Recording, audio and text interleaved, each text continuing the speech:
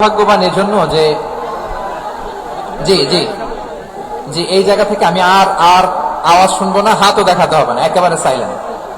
আমি আরো সৌভাগ্যবান যে আমি অত্যন্ত নগণ্য ক্ষুদ্র একজন কোরআনের ছাত্র হয়ে কোরআন থেকে যা বুঝেছি এই কথাগুলো যখন দেশ থেকে দেশান্তরে যেখানেই যাই শোনাবার জন্য লক্ষ লক্ষ দিনী ভাইরা সেখানে উপস্থিত হয়, আলহামদুলিল্লাহ।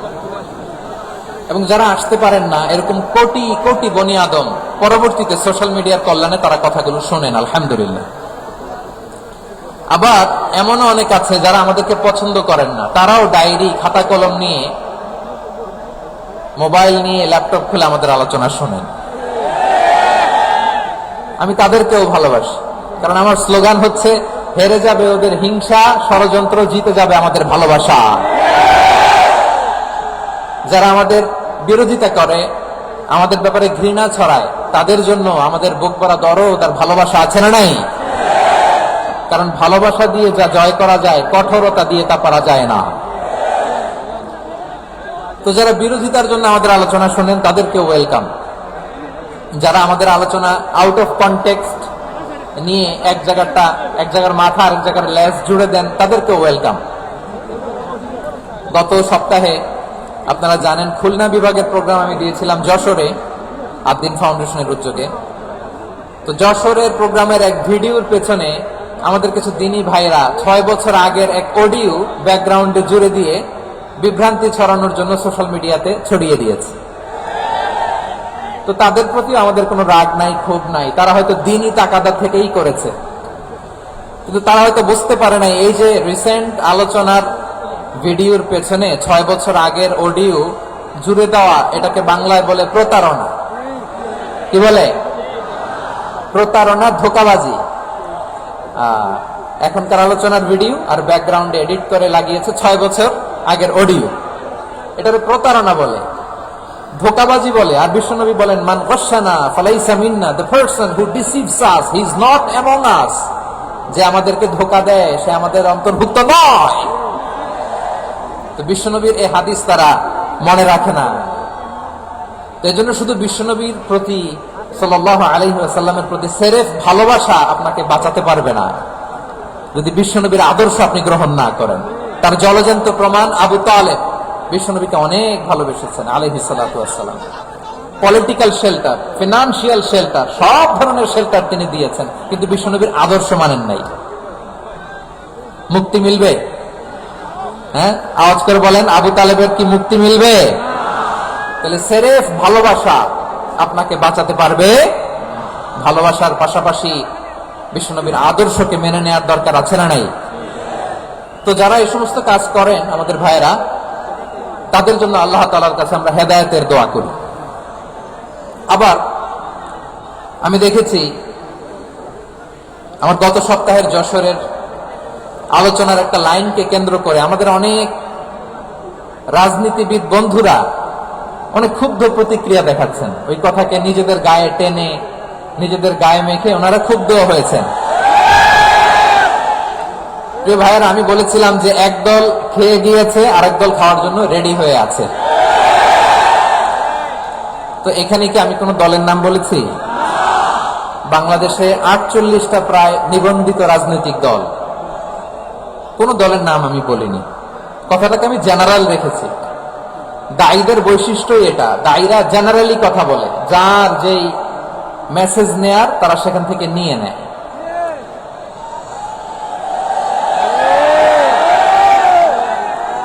তো কোন দল এটা নিয়ে কোনো কথা বলল না। আপনারা এটাকে নিজের গায়ে যে মাখালেন, এটা ঠিক হয়নি। আমি বলবো যে এটা খুবই অনভিপ্রেত হয়েছে। কোন দলকে টার্গেট করে বা কোন দলের পক্ষে আমরা কখনো কথা বলি না। আমরা কোরআনের পক্ষে কথা বলি, ইসলামের পক্ষে কথা বলি, ঠিক কিনা বলেন? সো একটা জেনারেল কথাকে যদি আমার রাজনীতিবিদ বন্ধুরা নিজেদের গায়ে মাখেন, ক্ষুব্ধ প্রতিক্রিয়া জানান, এতে করে সাধারণ জনগণের কাছে একটা নেগেটিভ মেসেজ যাবে ওনাদের ব্যাপারে। এটা হোক আমরা চাই না। এদেশের যত এই যে আমার ভাইয়েরা, এই যে আমি যে কথা বলতেছি, সাদা টুপি, ও আচ্ছা আচ্ছা, চলে যাবেন না, একটু জায়গা দিয়ে দেন ওনাকে। হয় কি লক্ষ লক্ষ মানুষের ভিড়ে আপনি যদি উঠতে চান খুব কঠিন হয়ে যায়। যদি পারেন একটু বসেন, আর না পারলে ভাইকে একটু জায়গা দিয়ে দেন। আমার দিকে তাকান, এই সিলেট এদিকে তাকাও, এদিকে এদিকে, ফাইন। তা আমার প্রিয় রাজনীতিবিদ বন্ধুদের আমি বলবো, কথাটা ছিল ভেরি জেনারেল, এটা নিজেদের গায়ে মাখানোর কোনো দরকার নাই। আমরা এই যে এক্সিস্টিং যে রাজনৈতিক চর্চা, এটা থেকে আমরা বেরিয়ে আসতে চাই। আমরা চাই না এদেশে চাঁদাবাজি, দখলবাজি থাক, ঠিক কিনা বলেন? এদেশে কোনো দুর্নীতি থাক, টেন্ডারবাজি থাক, এগুলো আমরা চাই। আই হেট পলিটিক্স একটা জেনারেশন আছে, এই বেশিরভাগ জেনজি অফ সিলেট, এরা আই হেট পলিটিক্স জেনারেশন, এরা পলিটিক্সকে পছন্দ করে না। তো কেন করে না, এর দায়ভার আমাদের আছে না নাই? আছে। এবং আমরা দেখেছি ক্ষমতার পালাবদল যখন হয়, এক সরকার যায় আরেক সরকার আসে, তখন দুর্নীতির ফিরিস্তি আমরা জানতে পারি, এর আগে জানতে পারি না। প্রতিটা দলের ভেতরেই আমরা এই বাজে চর্চাটা দেখেছি। সো এখন আমাদেরকে শুধরে নেওয়ার সময় এসেছে। এটা এই সুন্দর সময়, নতুন প্রভাতের বাংলাদেশ, নতুন ভোরের বাংলাদেশ, এই সময় আমরা কাদা ছোড়াছড়ি যেন না করি। আমাদের শপথ নেওয়ার সময় এসেছে। প্রতিটি দল, নিবন্ধিত 48টি, সবগুলো দলের এখন শপথ নেওয়া উচিত যে আমরা কোনোদিন আর চাঁদাবাজি করব না, টেন্ডারবাজি করব না, দখলবাজি করব না। আমরা সবসময় দেশের পক্ষে থাকবো, সবসময় দেশের পক্ষে থাকবো। সেই কথাগুলো ছিল ভেরি জেনারেল। যে কথাগুলো আমরা জেনারেলি বলি, এগুলো জেনারেলি আপনারা নিবেন। আমার রাজনীতিবিদ বন্ধুদের কাছে এটাই আমার কামনা। আর এই জাতীয় বার্তা যখন আমরা দেই, তখন যদি আপনি বলেন যে পারলে রাজনীতিতে আসেন, পারলে দল করে দেখান, এটা হইল? আমি কি এরকম কোনো কথা বলেছি? না। আমি একজন মুফাসসিরে কোরআন, আমি একজন আলেম, এর বাইরেও আমার সবচেয়ে বড় পরিচয় আম আ সিটিজেন অফ বাংলাদেশ। আমি বাংলাদেশের একজন সাধারণ নাগরিক। আমার দেশের যে কোনো সমস্যা, যে কোনো ইনকনসিস্টেন্সি, অসঙ্গতি নিয়ে মত প্রকাশের স্বাধীনতা আমার আছে না নাই? আপনারাই তো বাক স্বাধীনতার কথা বলেন, ফ্রিডম অফ স্পিচের কথা বলেন, বাক স্বাধীনতার কথা বলেন। আপনারাই যদি আবার কোন মন্তব্যের কারণে বলেন যে রাজনীতির মাঠে আসেন, দল করেন, দেখি কতটুকু পারেন, এটা ঠিক হবে না। তাই প্রিয় ভাইয়েরা, আসুন আমরা দল মত নির্বিশেষে কাঁধে কাঁধ মিলিয়ে সোনার বাংলাদেশ গড়ি, দুর্নীতি মুক্ত বাংলাদেশ গড়ি, যে বাংলাদেশের জন্য রক্ত দিয়েছে আবু সাইদ, যে নতুন ভোরের বাংলাদেশের জন্য রক্ত দিয়েছে মুগ্ধরা, যে নতুন বাংলাদেশের জন্য রক্ত ঝরিয়েছে 24-এর যে গণ অভ্যুত্থানের প্রত্যেকটি শহীদের। আওয়াজ করে বলেন ঠিক কিনা? আল্লাহ তাআলা আমার দেশকে তুমি নিরাপদ করো, শান্তিময় করো। আমরা যেন স্বাধীন সার্বভৌম বাংলাদেশে মাথা উঁচু করে বিশ্ব দরবারে দাঁড়াতে পারি। আল্লাহ তুমি তৌফিক দান করো। আওয়াজ করে সবাই পড়ে আমিন। প্রিয় ভাইরা, আমি আর কাল বিলম্ব না করে আসুন সরাসরি মহাবিশ্বের মহাগ্রন্থ, মহাগ্রন্থ আল কোরআন আল কারীমের তাফসীর শুনি। আমি আজকের এই চমৎকার রজনীতে আলোচনা করবার জন্য সূরাতুল আহজাবের 45-46 এই দুটি আয়াতকে চুজ করেছি। এই দুটি আয়াতের আলোকে কিছু কথা আপনাদের সাথে শেয়ার করব। আওয়াজ করে পড়ুন ইনশাআল্লাহ। তার আগে আসুন একটু দেখে নেই আপনারা কে কোথা থেকে এসেছেন। আপনারা সুনামগঞ্জ জেলা থেকে কারা কারা এসেছেন দেখি। সুনামগঞ্জ, মাশাআল্লাহ মাশাআল্লাহ মাশাআল্লাহ, ঠিক আছে, হাত নামাও। সুনামগঞ্জ গেল। হবিগঞ্জ, হবিগঞ্জ, ঠিক আছে, হাত নামাও। মৌলভীবাজার দেখি, মৌলভীবাজার, মাশাআল্লাহ, ঠিক আছে। এবার সিলেটের কারা কারা দেখি।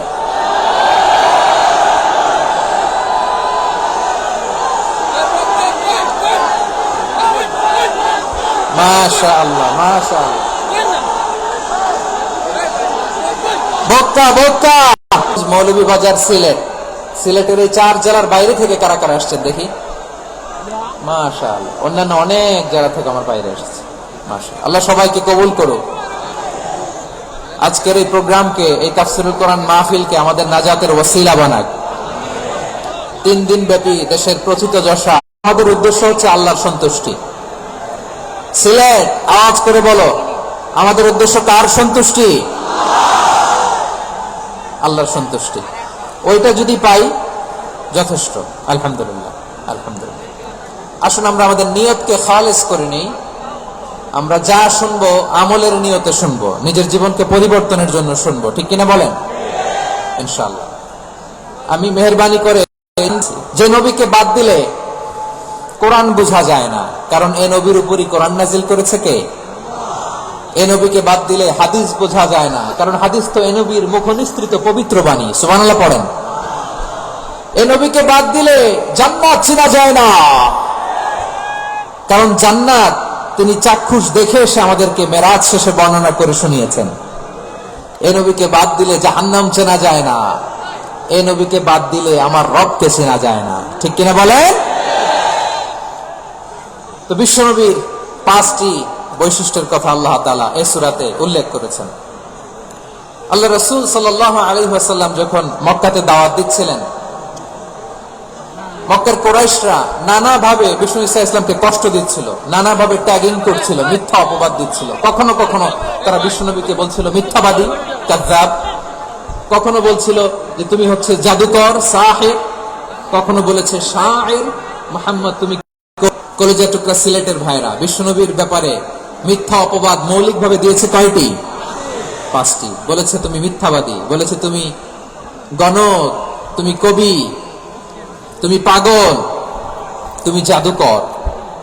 বিশ্বনবীকে যে 5টি অপবাদ দেয়া হলো, আল্লাহ তাআলা এটা সহ্য করেননি। এই 5টি অপবাদের বিপরীতে আল্লাহ তাআলা বিশ্বনবীর 5টি চমৎকার বৈশিষ্ট্য উল্লেখ করে সূরাতুল আহজাবের 2টি আয়াত নাযিল করেছেন। আওয়াজ করে পড়েন আল্লাহু আকবার। 5টি চমৎকার বৈশিষ্ট্য সূরাতুল আহজাবের ভেতরে রব্বুল আলামিন উল্লেখ করে আমাদেরকে জানিয়ে দিচ্ছেন, ইয়া ওয়াসিরাজাম মুনীরা। পড়েন আল্লাহু আকবার। রব্বুল আলামিন ডেকে বলেন, ও নবী, নিশ্চয় আমি আপনাকে সাক্ষ্যদাতা রূপে প্রেরণ করেছি, সুসংবাদদাতা রূপে প্রেরণ করেছি, সতর্ককারী রূপে প্রেরণ করেছি, আল্লাহর দিকে আহ্বানকারী রূপে প্রেরণ করেছি, আর আলো দানকারী চেরাগ রূপে, প্রদীপ রূপে প্রেরণ করেছি। পড়েন সুবহানাল্লাহ। 5টা বৈশিষ্ট্য। 1 নম্বরে আল্লাহ তাআলা বলেন, হে নবী, নিশ্চয় আমি আপনাকে সাক্ষ্যদাতা হিসেবে প্রেরণ করেছি। সাক্ষ্যদাতা, বিষ্ণু ঈসা ইসলাম সাক্ষ্য দিবেন, এজন্য শাহিদ। শাহিদ মানে সাক্ষ্যদাতা। আওয়াজ করে বলুন, শাহিদ মানে কি? তিনি সাক্ষ্য দিবেন। মুবাশশির, 2 নম্বর বৈশিষ্ট্য হচ্ছে তিনি মুবাশশির। মুবাশশিরুম বিরাহমাতিল্লাহি ওয়া বিল জান্নাহ। তিনি আল্লাহর রহমতের সুসংবাদ দেন, তিনি আল্লাহর জান্নাতের সুসংবাদ দেন। সুবহানাল্লাহ পড়েন। 3 নম্বর বৈশিষ্ট্য হচ্ছে নাযীর, তিনি সতর্ককারী, ওয়ার্নার। তিনি সাবধান করতে এসেছেন, রিমাইন্ডার দিতে এসেছেন যে আল্লাহর পথে যদি না চলো, শিরকি কাজ যদি না থামাও, তাহলে এমন আযাব আসবে আল্লাহর পাকড়াও থেকে তুমি বাঁচতে পারবে না। তিনি নাযীর। বিষ্ণু ঈসা ইসলামের 4 নম্বর বৈশিষ্ট্য হচ্ছে দাঈয়ান ইলাল্লাহ, তিনি আল্লাহর দিকে আহ্বানকারী। এই যে আমরা আমাদেরকে পরিচয় দেই যে আমরা দাঈ, বলি না? বলি যে উনি হচ্ছেন একজন দাঈ ইলাল্লাহ। বহু বচন আমরা বলি আদ-দুআত ইলাল্লাহ। এটা কোরআনের এই আয়াত থেকে এসেছে। সুবহানাল্লাহ পড়েন। ওয়া দাঈয়ান ইলাল্লাহি বিইذনিহি, আল্লাহর আদেশে বিষ্ণু ঈসা ইসলাম আল্লাহর দিকে মানুষকে ডাকেন। এবং বিষ্ণু ঈসা ইসলামের 5 নম্বর বৈশিষ্ট্য হচ্ছে সিরাজাম মুনীরা, আলোদানকারী প্রদীপ, আলোকদীপ্ত প্রদীপ, যে আলো দিয়ে তিনি গোটা বিশ্বকে আলোকিত করেছেন। আওয়াজ করে পড়েন আল্লাহু আকবার। তাহলে মোট 5টি বৈশিষ্ট্য নিয়ে আমরা কথা বলবো বিশ্বনবীর। আওয়াজ করে বলুন কয়টি? 1 নম্বরে হচ্ছে শাহিদ, বিশ্বনবী সাক্ষী দিবেন। কি দিবেন? He will be witness for all prophets and for us. তিনি নবীদের উপরও সাক্ষী দিবেন, আবার উম্মতের উপরও সাক্ষী দিবেন। সুবহানাল্লাহ পড়েন। কিয়ামতের দিন আল্লাহ তাআলা প্রত্যেক নবীকে জিজ্ঞেস করবেন যে তুমি কি তোমার উম্মতের কাছে আমি যা যা পৌঁছাতে বলেছিলাম পৌঁছিয়েছো? নবীরা বলবে আল্লাহ আমি পৌঁছিয়েছি। নবীদের কথা ঠিক কিনা, সত্য কিনা, এর সপক্ষে তখন বিশ্বনবী সাক্ষী দিবেন। সুবহানাল্লাহ পড়েন। এজন্য রব্বুল আলামিন বলেন, ফাকাইফা ইযা জি'না মিন কুল্লি উম্মাতিন বিশাহীদিন وجئنا بك على هؤلاء شهيدا। তখন কেমন হবে যখন প্রতিটি উম্মত থেকে আমি একজনকে সাক্ষ্য হিসেবে বের করে আনবো, আর তাদের উপরে নবী আমি আপনাকে সাক্ষ্য বানাবো। পড়েন সুবহানাল্লাহ। তাহলে সব উম্মতের ব্যাপারে সেই উম্মতের নবীরা সাক্ষ্য দিবে, আর ওই নবীদের উপরে আমাদের নবী বিশ্বনবী সাক্ষ্য দিবেন। সুবহানাল্লাহ পড়েন। এজন্য বিশ্বনবী হচ্ছেন শাহিদ। শাহিদের আরেকটা ব্যাখ্যা হচ্ছে বিশ্বনবী সাল্লাল্লাহু আলাইহি ওয়াসাল্লাম আমাদের সাক্ষীর উপরে তিনি সাক্ষী দিবেন। তিনি নবীদেরও সাক্ষী, আবার আমাদের উপর উম্মতের উপরও সাক্ষী। সুবহানাল্লাহ পড়েন। রব্বুল আলামিন বলেন, وَكَذَلِكَ جَعَلْنَاكُمْ أُمَّةً وَسَطًا لِتَكُونُوا شُهَدَاءَ عَلَى النَّاسِ وَيَكُونَ الرَّسُولُ عَلَيْكُمْ شَهِيدًا। আর অনুরূপভাবে আমি তোমাদেরকে মধ্যমপন্থী উম্মত হিসেবে তৈরি করেছি, প্রেরণ করেছি। ব্যালেন্সড উম্মাহ, মধ্যমপন্থী উম্মাহ হিসেবে প্রেরণ করেছি, যাতে করে তোমরা সবার উপরে সাক্ষ্য দিতে পারো, আর যাতে তোমাদের নবী হতে পারে তোমাদের উপরে সাক্ষ্যদাতা। পড়েন সুবহানাল্লাহ।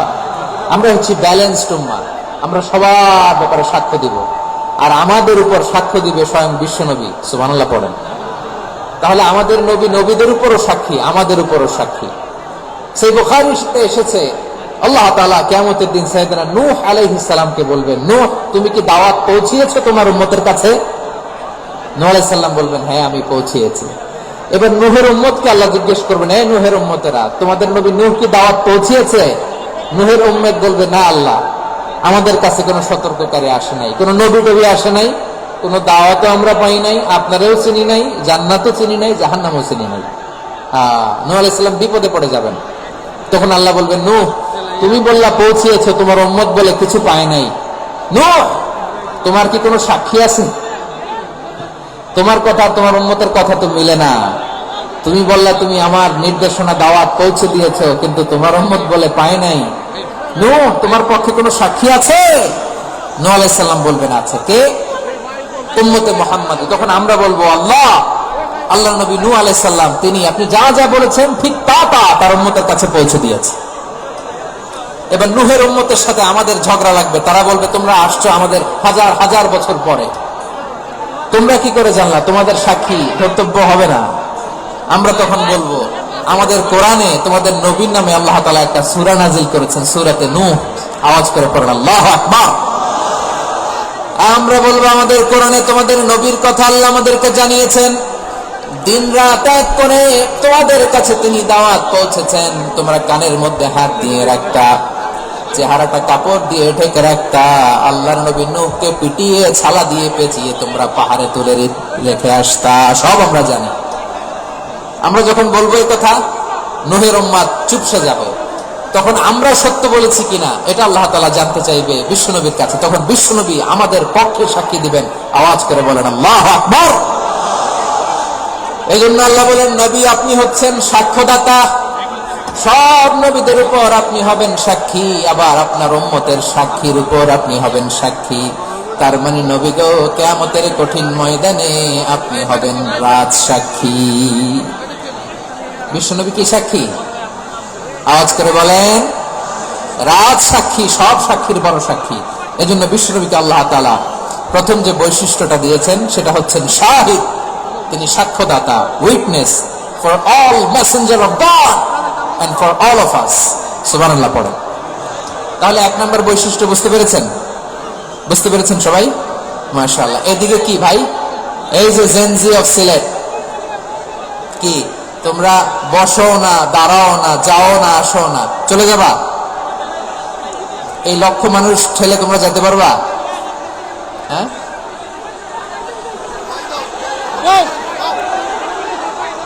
বসো বসো, বসতে হবে। শুরুতেই তোমাদের অনেক প্রশংসা করলাম, এই যদি হয় তোমাদের প্রশংসার নমুনা, তাহলে হবে না। বসো, মেহেরবানি করে বসো, বসো।